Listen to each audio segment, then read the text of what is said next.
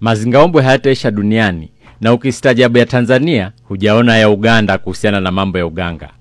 Mshukiwa wa wizi wa mkoba amejipeleka katika kituo cha polisi cha Malaba baada ya nyoka kutumwa na mganga kutoka kijiji cha Wamba, Uganda. Alimuibia mganda mkoba wake siku moja iliyopita, na mganda huyo aliyekuwa kisafiri kutoka Kisumu alivunja safari na kumpigia simu mganga kutoka kwao kijijini. Nyoka aliyetumwa alimsaka mshukiwa huyu na kujifunga mwilini mwake na kumuongoza njia hadi hapa katika kituo cha polisi akimtizama usoni.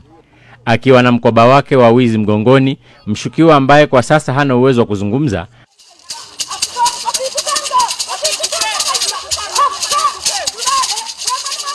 aliwashangaza wengi jinsi alivyokuwa akisakata rumba na nyoka huyo.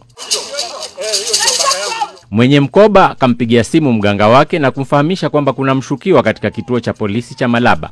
Mganga huyo alifika na kuingia kazini kumtenganisha mshukiwa na kumchukua nyoka wake.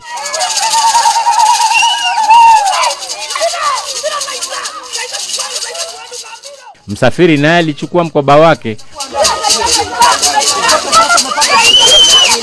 huku mshukiwa akibakia mikononi mwa polisi.